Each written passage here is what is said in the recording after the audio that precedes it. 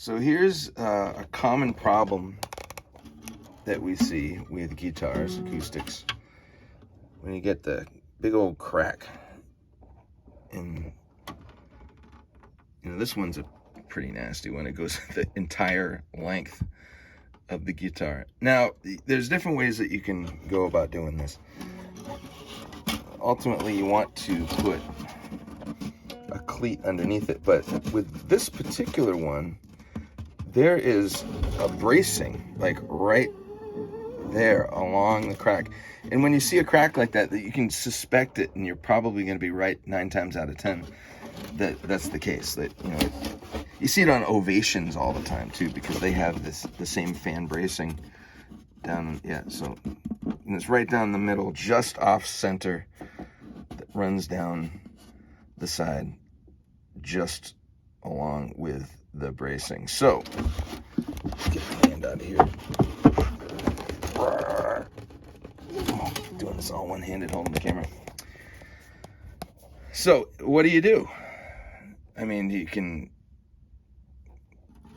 there's a few things you can do. One, you can tear out the bracing, put cleats under there, and like replace it with a wider bracing, so that you're cleating the crack from the back. You can put, ultimately you want to put diamond cleats or something up underneath there that will hold the crack together. But this is a Yamaha CG, so it's not a very expensive guitar. So it's like, justifying that huge of a repair is it's not very practical, in my opinion. Anyway, so here's one of the things I do. I can just show you this little trick. So we get it set up on the vise here. I got this little piece of spruce, the white pine. I don't know. It's a nice. If it's pine, I'm not sure if it's pine or spruce. I think it's spruce. It's got this nice grain to it. It's not like a 2x4 or anything, but it's got a nice even grain to it. It's nice and thick. And this is the perfect size piece of wood for this particular little procedure.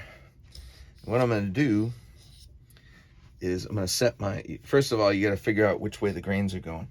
And if they're going this way, you want to chisel this way. So, because if you chisel this way, it's gonna follow the grain, and you're just gonna get this big ass piece of wood that you're not gonna be able to do anything with. But here's what we're gonna do: we're gonna shave off some curls, and when you set your chisel, this is how we go. Try to get it as close to this edge as you can, and angle it that way, just ever so slightly. I'm talking like a 0.5 millimeter. You're just shaving off you want to get them a little longer than that. Set the chisel, keep it angled, and boom, that's a perfect one. All right. And then when you get a little pile of them, which I do, you want to very carefully uncurl it. You don't want to break it up into too many pieces. So when you uncurl it, get like that. Okay, and let's see if we can see this, but the profile of that is a little bit, it's a wedge. It's a very tiny, very thin micro wedge that we're going to use to fill in that crack, like that. Let's go back to the guitar. Get that crack right here.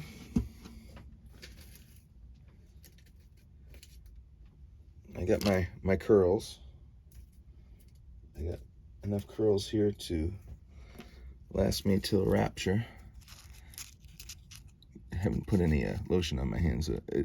Please excuse the disgusting nature of my skin right now on my hands. They've been working very hard lately. But so you can uncurl your curls. again, so you can see the chisel cross section of it. So this edge here is like a razor, so we can actually fit that into the cracks. And I mean, this one goes in real nice.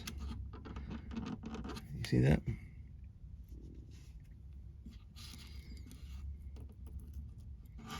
And you want to get it, you know, this is a perfect little curl to use that, because if it's too thin, it's not stiff enough to push down into the crack. Like this one, like this is very paper thin right here, this part right there. So if we tried to put that in here,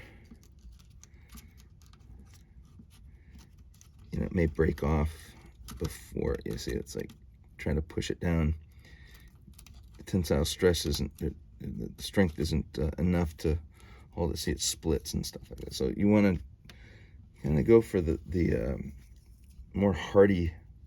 That's a pretty thick one right there.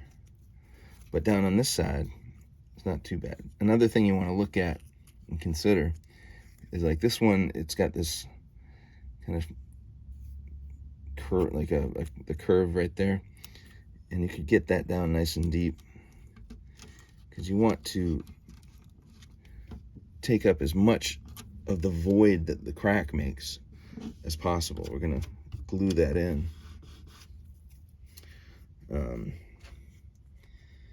In a glue job like this, you probably want to get either tight bond or fish glue, or like I probably wouldn't use hide glue, because it's not something you want to be able to take apart later on. You want it to stay that way forever. Even super glue, as much as, like, you know, people will, I'm a big fan of super glue, but things like this, maybe not so much in the process, just because it hardens so quickly and it changes the shape of the wood so much. But once it gets sanded down, you might want to put a bead of super glue over it just to seal it out. Use it as a sealant instead of a glue, an adhesive. So I'm just going to use Type 1 just for yucks. And also, like, you want to consider with the value of the guitar. Now, if this thing was like a, you know, $10,000 hand-built acoustic, well, first of all, if it was a $10,000 hand-built acoustic, you'd bring it back to the guy who made it. But if they didn't happen to be around anymore, then you're on your own. But you might want to take the top off, actually take the guitar apart, or you know, pull out the bracing, see if you can get a camera working in there, and be able to get the job done from the inside, which is always kind of a tough thing to do. This one, I mean, I'm not even taking the strings off on this one. So what I'm gonna do is kind of smear the glue in there to work it into the crack, like so. And when you're doing work with wood glue, I always like to have a nice wet rag handy, and even put it in like that, because you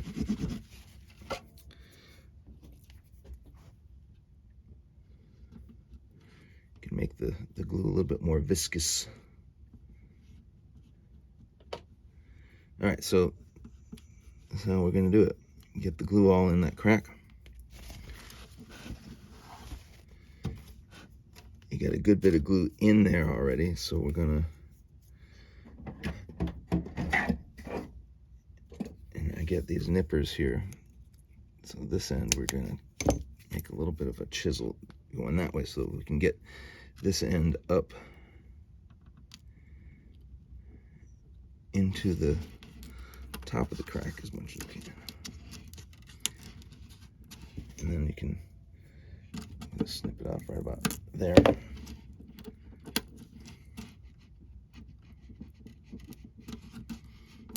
And we get that down. Sometimes it'll just snap right off for you.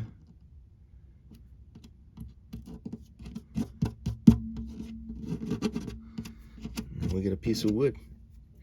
They call that a spline in the business, I do believe. We're, in effect, splining this crack. Basically, just taking a donor piece of wood, getting it in there. And you gotta kind of move it back and forth along with the grains of it to try to get my fingers out of the way to show you what I'm doing. That one, I don't like that piece.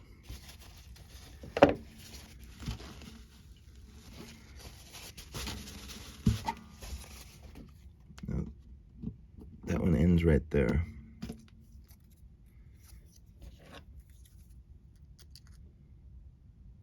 Square off these.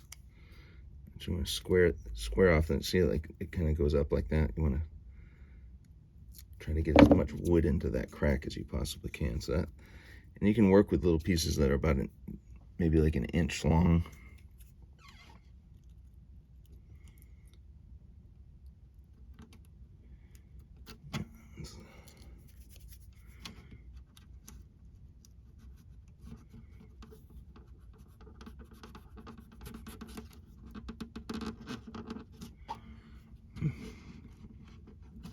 Here we go.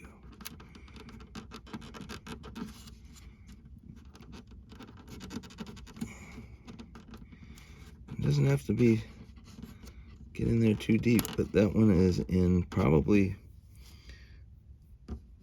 about 2 millimeters, which is about the thickness of the top. A little bit more than that maybe. But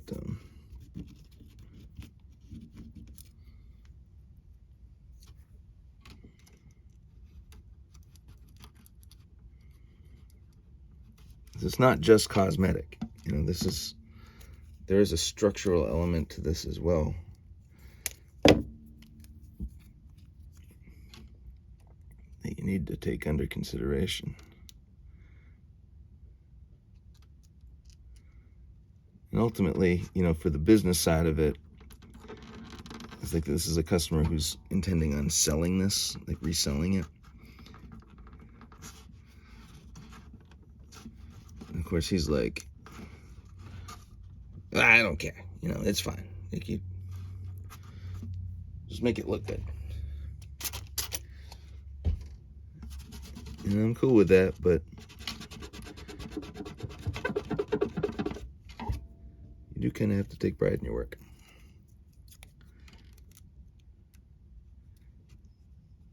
And when you get to the end of it over here, is you got the tail block underneath there.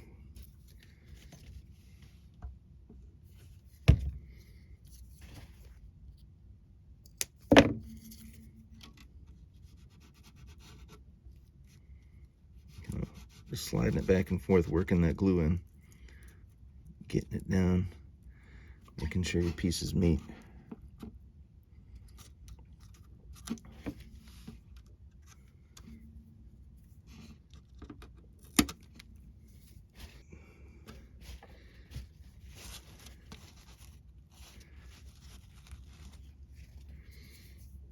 Now,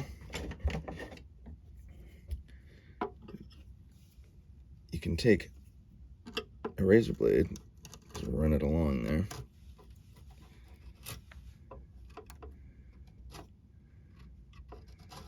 Or a small chisel or something just to scrape off the excess.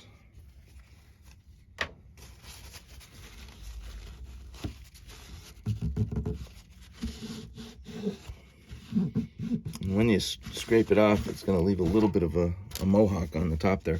And you can kind of try to work that down into the hole a little bit more even. That glue is, you know, this like wood glue, it doesn't take long for Titebond to set. Using a little single edge razor blade here, it's always good to have a box of these handy. Using the back side of it to just burnish the top of the spline. pushing that edge down. You want to get it just a little bit lower than where the finish is. So if you can work the rest of that wood down inside any gaps that might be there, or if it wants to go down farther, you push it down farther. And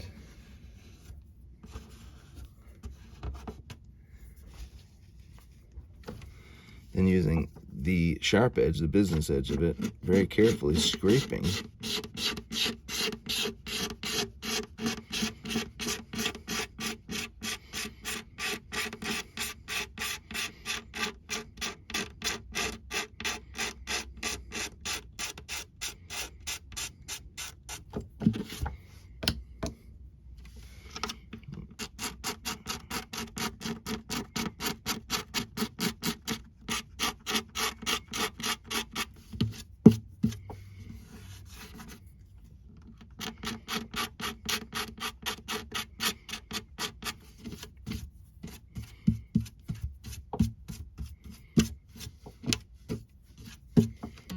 And there you go.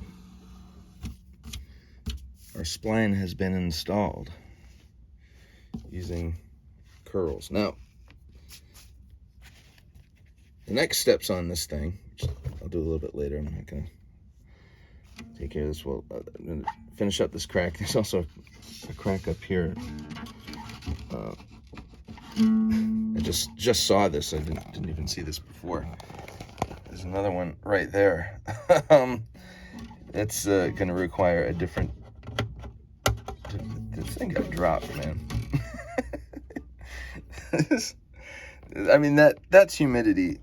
That's sort of humidity, but that's damage. I'm sorry, dude. That thing's... And it's not moving either. It's like moving up and down.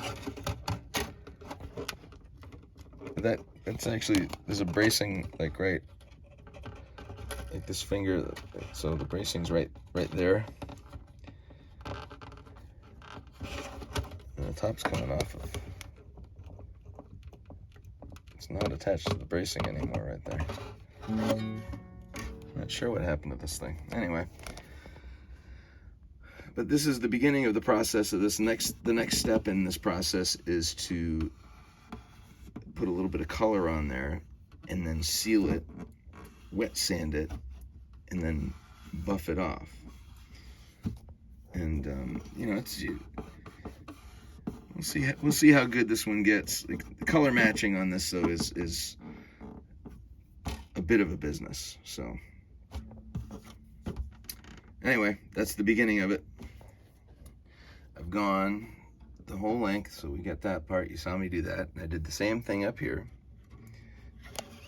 Got it, as much of that stuff mashed into the crack through the rosette. I had to use a little bit of wood filler, but you see how we touched that up later on. And all the way up that crack there, same thing. It's just a mess. Now, that's uneven there, so we need to set up the camera so it don't fall down. We're just gonna clamp it. We're gonna Jed clamp it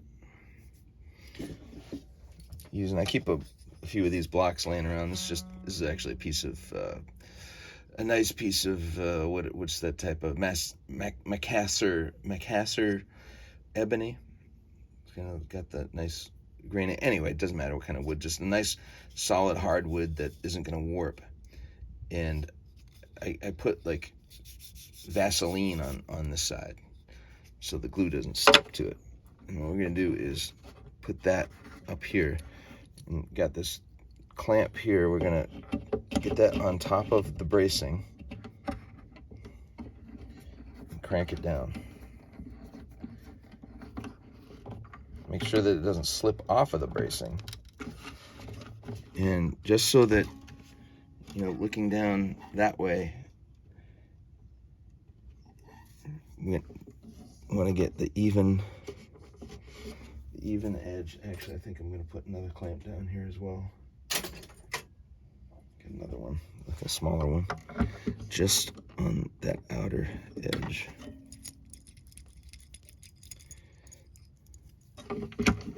Because we want that to be as even and level as possible.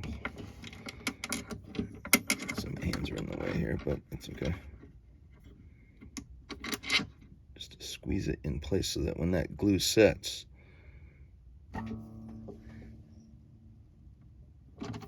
there we go.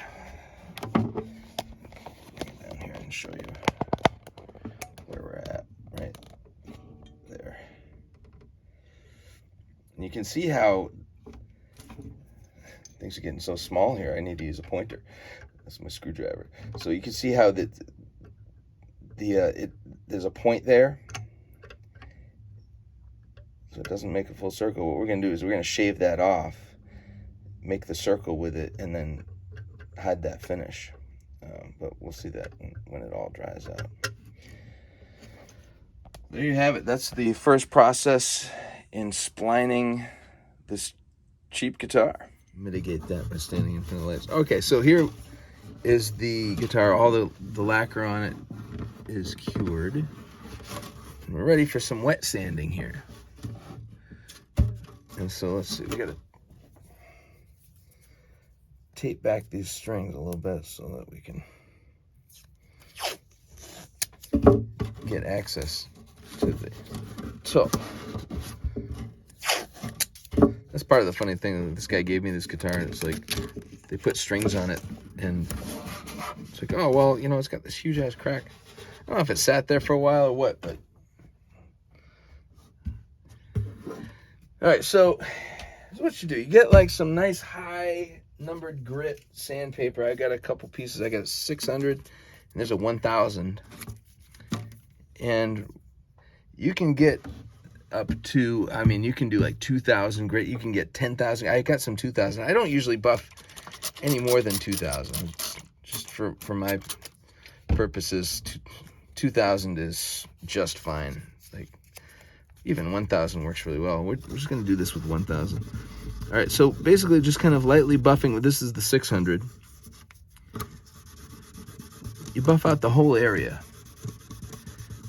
Like everywhere that we just dripped all that lacquer on and wiped it down. You want to get all the edges, like anything that's going to cause a lacquer line in the top of it, just to smooth it out. This crack, I mean, it was gaping so much and it was warping up. There's only so much you can do with that without removing the top. Like if you remove the top and, you know, steam treated it and rebraced it and do all this stuff, you can. And then you'd sand down the whole thing and level it all out and then refinish the top. If you do that, then that's one thing. This is just patch up repair, but you know, good quality patch up repair. And so you're focusing on top of the line where the spline is, being careful not to sand down too much because then you get into the color of it. This is as much as I'm going to do on this one. I'm going to do this one too. It doesn't take a whole lot. It's basically just going to level off the surface. Like when you brush lacquer out like that, you usually put these little bubbles form, or pieces of dust will fall down on it and make the little bumps and stuff and make it rough to the touch. So that's what this is for. We're not really trying to level things out as you would if you were going to be refinishing. But again, we don't want to buff down into the color that we put there. We did a lot of work to get that color there. You don't want to take it off. But that's why we put, and this is after, I think, 3 coats of like overcoat. I mean, we did 2 then. I think I went back and put another coat on top of it just to thicken it up a little bit. You want to evenly wet sand. So you saw that I sprayed it with some water. That's all that is, just water. To lubricate the sandpaper, and it gives it a nice, smooth, even sheen to it. And I'm only sanding maybe like an inch and a quarter, so just where my fingers will touch it and going like along the top of it, and from like 1/2 inch on one side, 1/2 inch on the other side, just to make sure there's no lacquer lines. Okay, so that's the 600 grit. And then we get the 1000 grit here, same thing, Just go with that same water that you got and just go over the same area that you just did.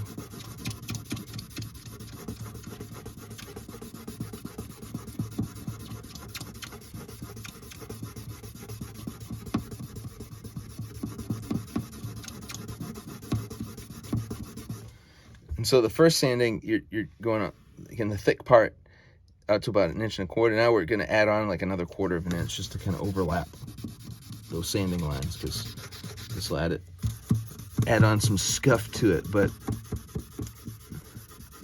1000 grit, as you're about to see once we wipe the moisture off of here, all the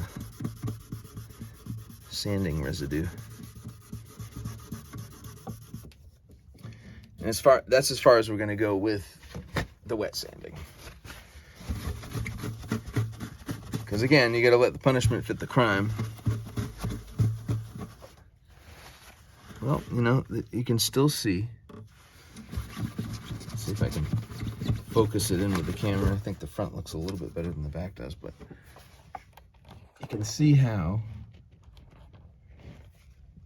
you can actually see that stripe of lacquer very clearly right there. See that? You got a lacquer line on that side and a lacquer line on that side. So maybe we'll take the 1000 grit and just give it more of a buff. Let's see if we can, because those are the places that you want to level out. Like if you're gonna focus the sanding in one given spot, that's probably where you want to go. And that's brought it down a little bit. The other thing to rely on as far as senses go, your fingertips. Like if you close your eyes, I can feel here. I can feel the spline there. But like I said, you're not going to get rid of that. You can see that we've kind of got into a little bit of the color right there. I'm just going to leave that be. But overall, it's nice and smooth. Like you feel a couple little bumps. So let's focus on this. So now what we can do, I'm just gonna leave it like that and see what happens here. Now we're gonna go with some polishing compound.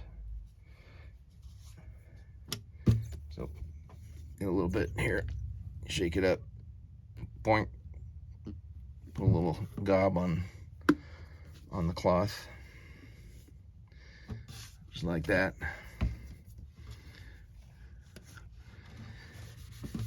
And you work it around the whole area. And remember, you're still overlapping. So, and you want to go with the grain, just in case it will leave some tiny little abrasions, but it'll do a good job of polishing things up. You might have to do this 2 or 3 times. And you may have to do a little bit more wet sanding in the process too.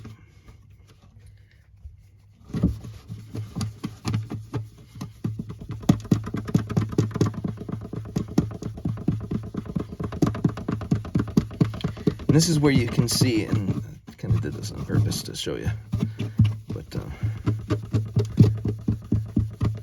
where you can definitely see the difference.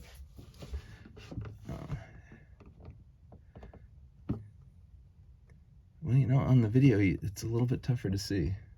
If I zoom in a little bit more.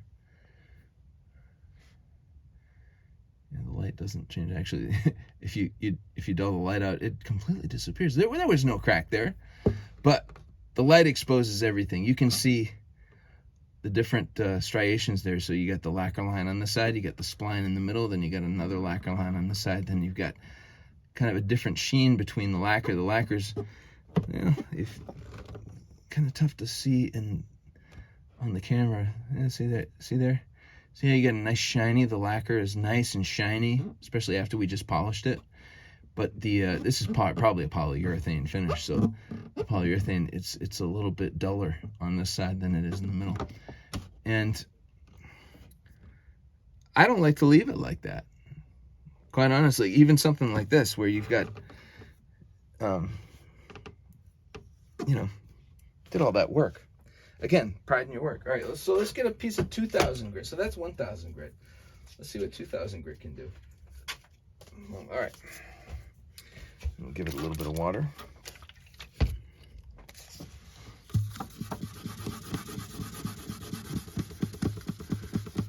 Again, just overlapping a little bit.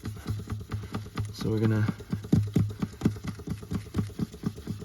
hide the scuffs that we put there with the 11 or the 1000 grit.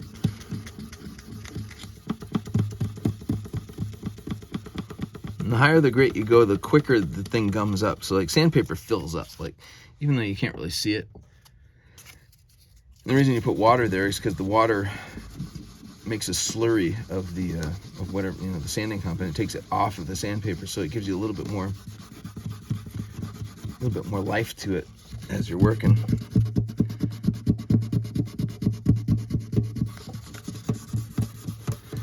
So like, you know, you get like a piece of 120, I mean, you can sand forever, like multiple pieces of wood, multiple finishes with one piece of 120. It's like basically a wood rasp is what you got in your hand there. But when you get into this grit, this 2000 grit, like it you know, a big piece like, you know, like that big is good for like an area like this. So you could probably use the entire piece, scuffing this thing up. But at this point, we're just trying to get an even sheen. That's all. You don't want to wear away any material that you don't have to. You're just trying to get those lines to disappear and to get the sheen even. Now, when you get into more satin finish jobs, like, you know, they have a lot of instruments that have like a matte finish on it. Those are easy because like that's a matte finish right there. And you can still see the lacquer lines, but the scratches aren't quite so pronounced. So let's see what the polishing compound does on this part. And also this is, yeah, you can see how much color. There's a little stripe there and a little stripe there. That's how easy it is to take the color off. This lacquer does not dry in very thick sheets. It's very easy to just, even if you're polishing, even this polishing compound will go through a layer of lacquer without too much problem. So with this, I'm actually focusing on the outsides first. Work our way in. Again, trying to get that even finish.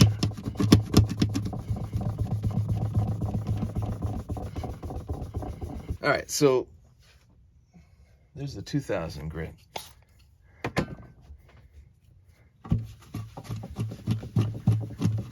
Once we clean off the polish, look at that. Okay, that's what we're looking for right there. Nice, even, polished, shiny finish with no, I mean, you got to really look at it to see the gradient in the repair.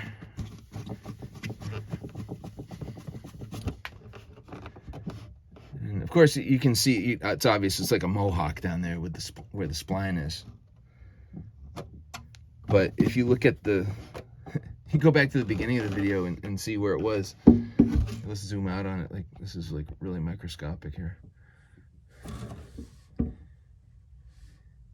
And compare that to the beginning of the video. You can see, actually, you see the light. See how it's got a line down the middle. It's amazing, like a 1,000th of an inch, what that will do to, you know, a nice shiny flat surface. So anyway, I think that's good enough on this guitar. I'm gonna go and finish polishing the rest of it, but I'm gonna tighten the strings up and give it back to the guy. And that's where we're at with this. And like I said, like a cheap Yamaha CG or an FG or something like that, it's kind of what you do. And it's a nice budget touch-up job. It's solid, you know. You're gonna develop another crack in here someplace else before that crack separates again. So the way we got it all glued up and sealed up, and that is the budget finish job.